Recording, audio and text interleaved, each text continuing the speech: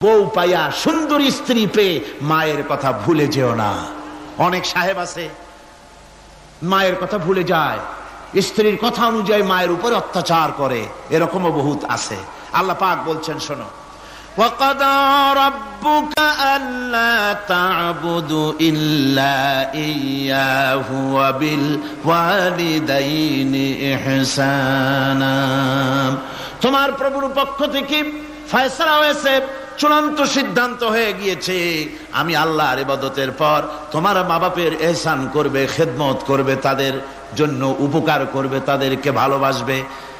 আল্লাহ রাব্বুল আলামিন বলেন মা বাবার সঙ্গে কেমনে কথা বলবে, তাদের সাথে কিভাবে আচরণ করবে, আল্লাহ তাও শিখিয়ে দিয়েছেন। আল্লাহ পাক বলেন ওয়ালা তাকুল লাহুমা ওয়াকুল লাহুমা কাওলান কারীমা। মা বাবার সাথে সম্মানজনক কথা বলো। ওয়াকুল লাহুমা কাওলান কারীমা, সম্মানজনক কথা বলো। মাথায় ঝাঁকি দিয়ে রাগ করে চোখ মোটা করে কথা বলো না। তুমি সন্তান, তোমার জন্য সবচাইতে বড় পীর তোমার আব্বা, তোমার আম্মা, ঠিক কিনা কন? ছেলের জন্য, মেয়ের জন্য, সন্তানের জন্য সবচাইতে বড় পীর কে? বাপ মা। এটা ভালো করে মনে রাখতে হবে। আপনার মাওলানা সাহেবদের দোয়া, পীর সাহেবদের দোয়া কবুল হতেও পারে, নাও হতে পারে, 50-50 সম্ভাবনাও আছে, আবার সম্ভাবনা নাই। কিন্তু মা বাবার দোয়া কবুল হবে 100% সিউরিটি রয়েছে।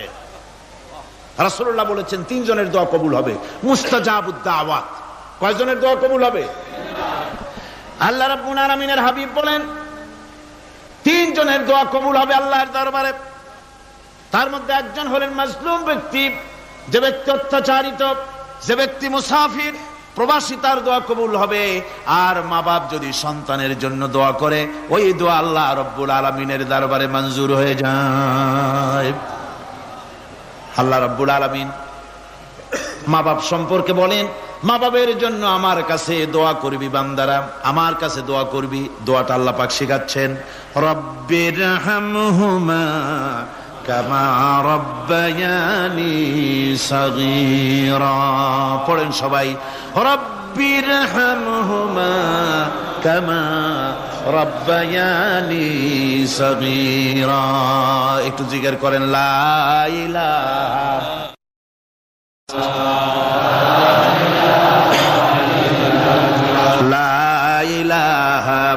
ইল্লাল্লাহ, লা ইলাহা ইল্লাল্লাহ, লা ইলাহা ইল্লাল্লাহ, লা ইলাহা ইল্লাল্লাহু মুহাম্মাদুর রাসূলুল্লাহ। আমার ভাইরা, আল্লাহ পাক শিখাচ্ছেন, বান্দা তোর মা বাপের জন্য আমার কাছে দোয়া কর। আল্লাহ রব, আয় আমার প্রভু, আমার মা বাপ যেমন ছোটবেলায় আমাকে স্নেহের কোলে লালন পালন করেছে, আয় আমার আল্লাহ তুমি আমার মা বাপকে তোমার রহমতের কোলে লালন পালন করো। আল্লাহ শিখাই দিয়েছেন। আমার ভাইরা, প্রত্যেক নামাজের পরে এই দোয়াটা ভুলে যাবেন না। ভুলে যাবেন? ভুলে যাবেন? আমার ভাইরা, আমার বোনেরা, সবাই প্রত্যেক নামাজের পরে পড়বেন, রব্বিরহামহুমা কামা রব্বায়ানি সগীরা। এই দোয়া করতে কেউ ভুলে যাবেন না। আল্লাহ রাব্বুল আলামিন বলে, বান্দারে ওয়াসাইনাল ইনসানা বিওয়ালিদাইহি ইহসানা হামালাতুহু উম্মুহু কুরহা ওয়া ওয়াদাতুহু কুরহা। আল্লাহ পাক বলেন, আমি পৃথিবীর সমস্ত মানব মণ্ডলীকে উপদেশ দিয়েছি, মা বাপকে সম্মান করো, শ্রদ্ধা করো, তাদের উপকার করো। তার কারণ হলো তোমার মা তোমাকে গর্ভে ধারণ করেছে অত্যন্ত কষ্টের সাথে। আল্লাহ বলতেছেন, মা তোমাকে গর্ভ ধারণ করেছে অত্যন্ত কষ্টের সাথে, এরপরে তোমাকে ডেলিভারি করেছেন অত্যন্ত কষ্টের সাথে, তোমাকে ডেলিভারি করেছেন। গভীর রাত্রে মানুষ সব ঘুমায় যায়, গর্ভবতী মা ঘুমাতে পারে না, সন্তান পেটের ভিতরে, হাঁটু দিয়া গুতা মেরেছে, পা দিয়া লাথি মেরেছে। মা চরম শীতের রাত্রে, প্রচন্ড শীতের রাতে গায়ের লেপটা সরায় দিয়া মা একবার দাঁড়ায়, আর একবার বসে, একবার দেওয়ালের সাথে হেলান দিয়া দাঁড়ায়। কষ্ট করে রাতটারে কাটায় দেয়। আবার সারাদিন সংসারের জন্য কাজ করেছেন, রান্না বান্না করেছেন মা, সকলকে খাওয়াইয়া মা শেষের দিকে খেতে গেছেন।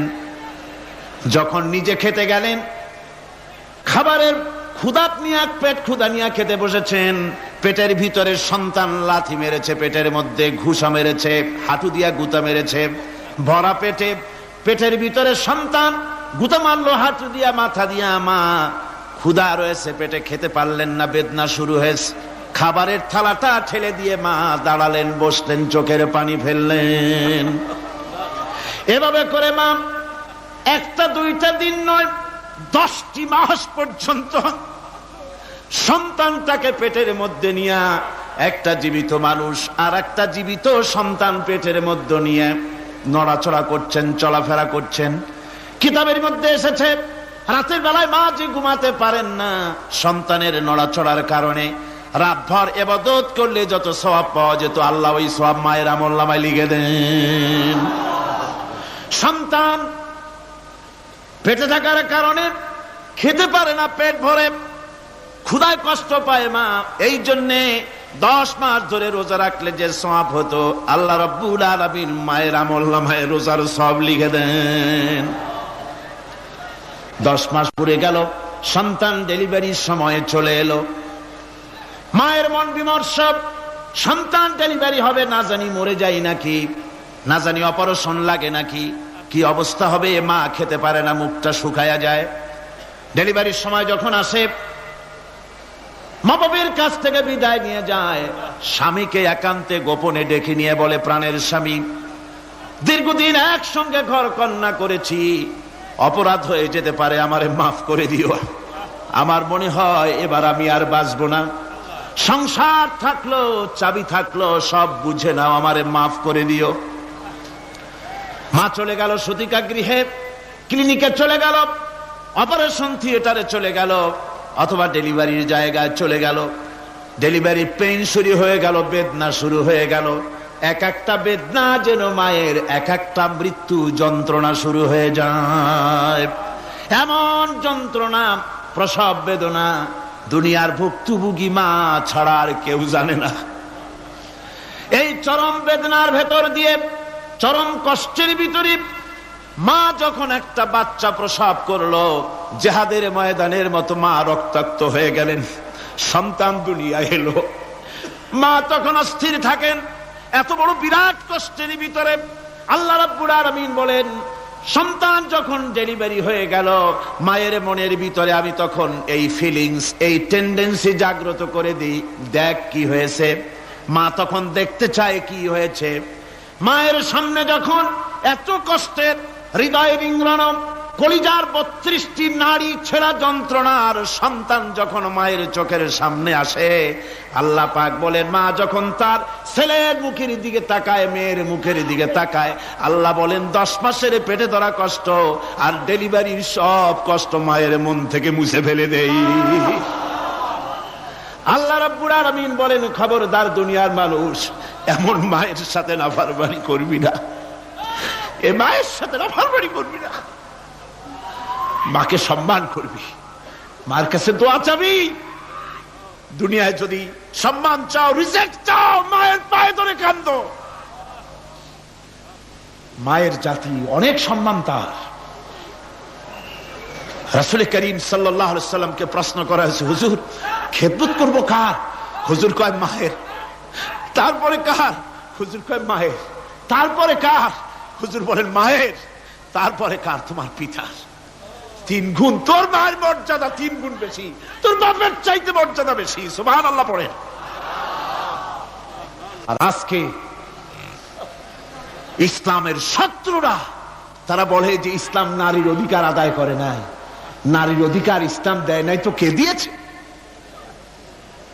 আমার বন্ধুগণ, বিশ্বনবী জনাব মুহাম্মদ রাসূলুল্লাহ সাল্লাল্লাহু আলাইহি ওয়াসাল্লাম মসজিদে নববীর ভিতরে বসে আছেন। এক বৃদ্ধা মহিলা মসজিদের মধ্যে প্রবেশ করলেন। হুজুর বৃদ্ধাকে দেখে দাঁড়ায় গেলেন। বিশ্বনবী বুড়ি মেয়ে লোককে দেখে দাঁড়ায় গেলেন। আল্লাহর নবী বুড়িকে দেখে দাঁড়ালেন। বুড়ি যখন কাছে এলেন, আল্লাহর নবী নিজের গায়ের চাদর বুড়ির জন্য বিছায়া দিলেন। বুড়ি বসলেন। এরপরে কথাবার্তা সারার পর বুড়ি যখন বিদায় হবেন, হুজুর আবার দাঁড়ালেন। বুড়ি মহিলা চলে গেলেন।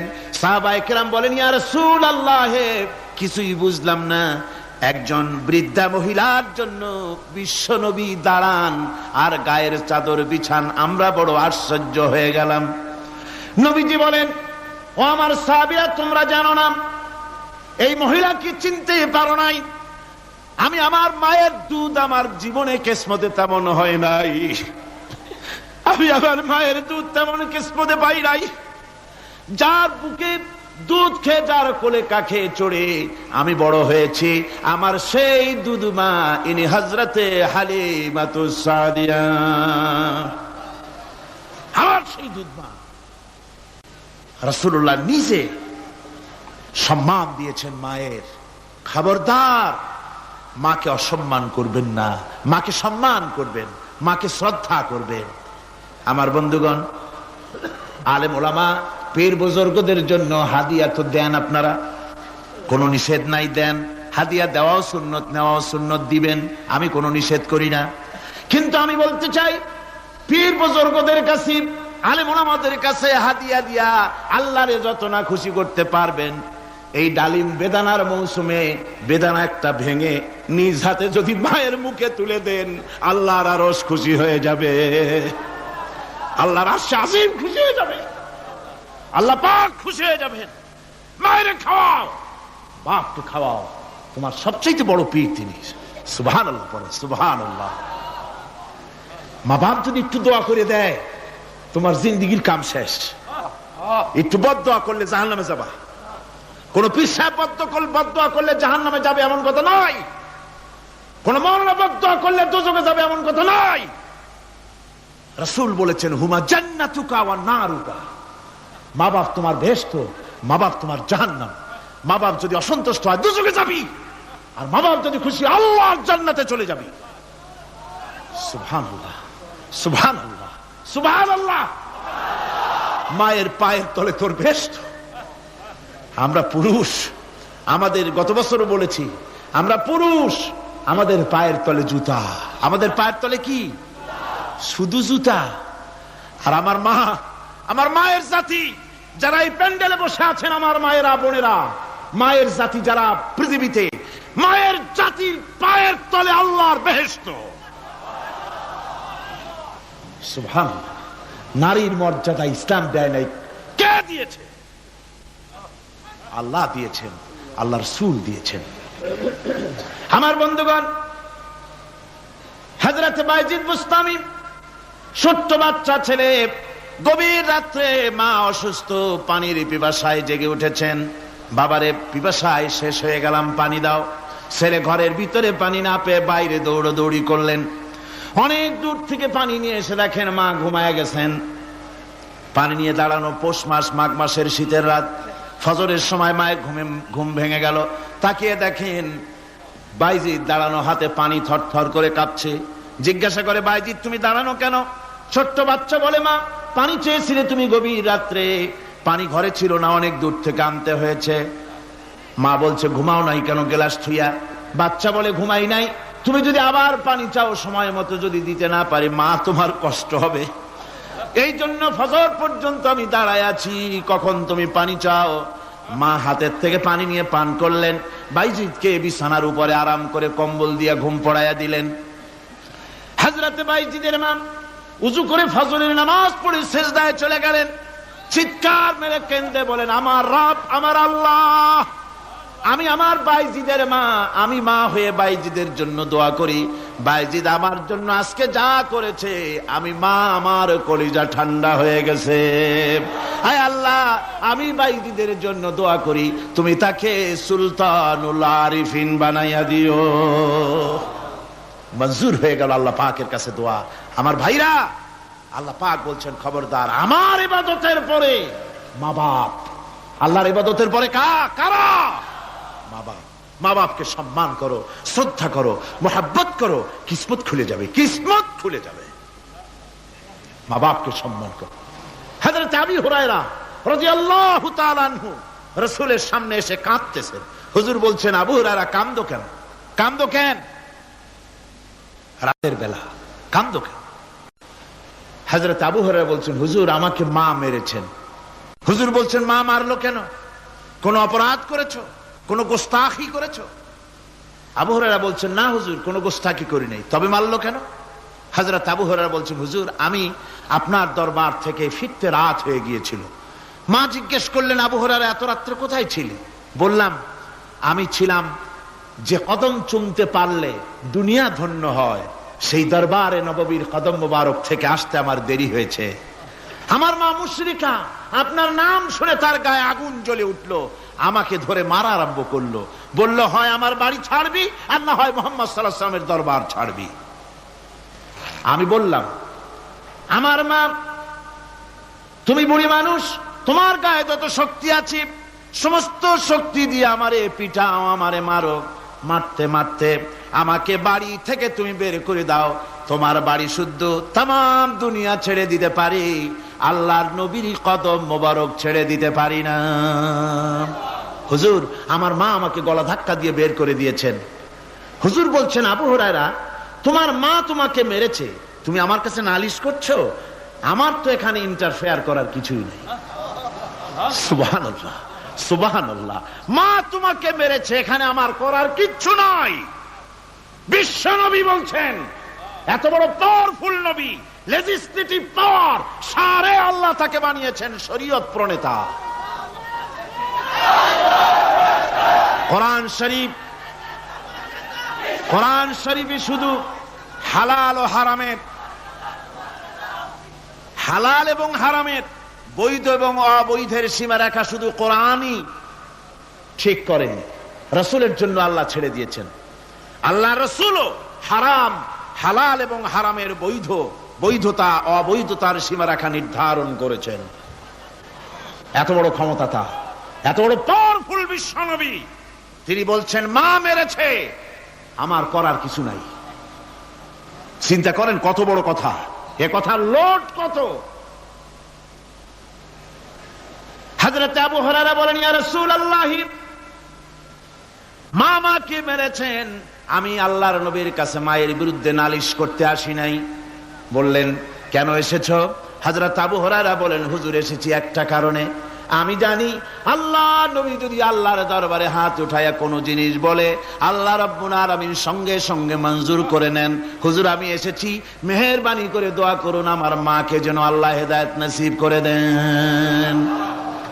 আল্লাহ নবী হাত উঁচু করে বললেন, আল্লাহুম্মা হিদি উম্মা আবি হুরায়রা, আয় আল্লাহ আমি দোয়া করি আবু হুরায়রার মাকে তুমি হেদায়েত নসিব করে দাও। রাসূলুল্লাহ দোয়া করছেন আর আবু হুরায়রা সমানে দৌড়াচ্ছেন। তিনি দৌড়াচ্ছেন, পিছন থেকে কয়েকজনে আবু হুরায়রার জামা টেনে ধরেছে, দৌড়ো।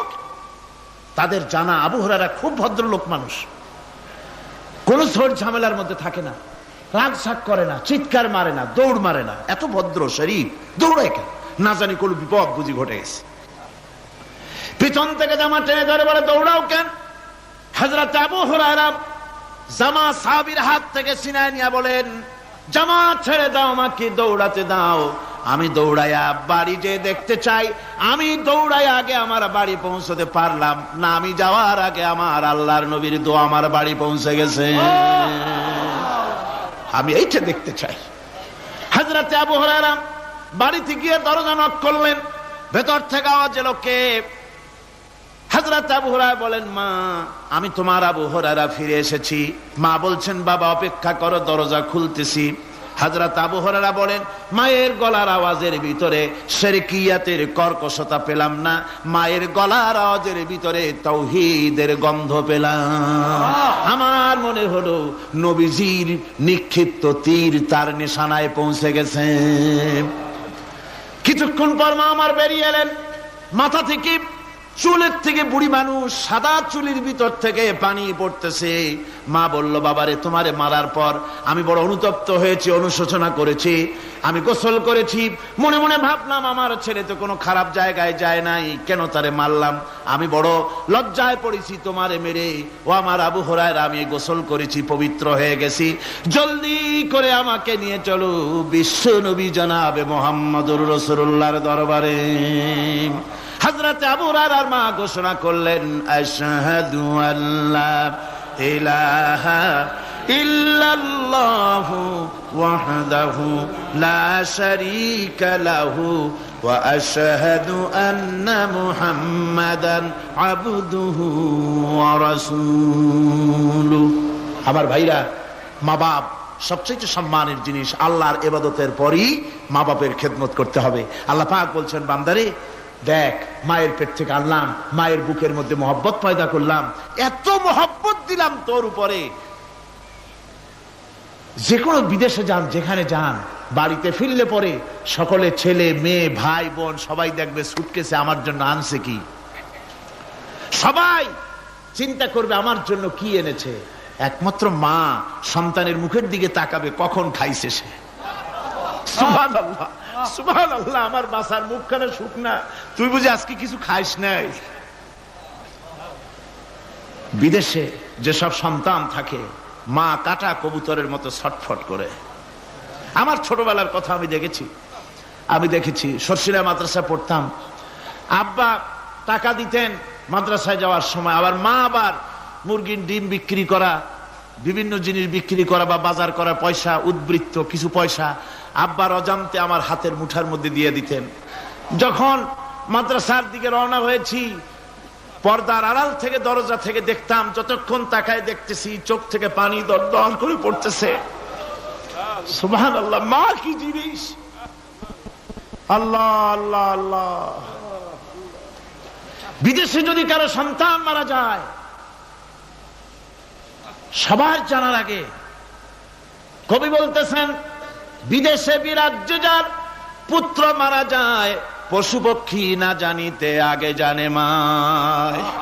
মায়ের কলিজার তারে টান লেগে যায়, মা বুঝতে পারে আমার সন্তানটা নাই।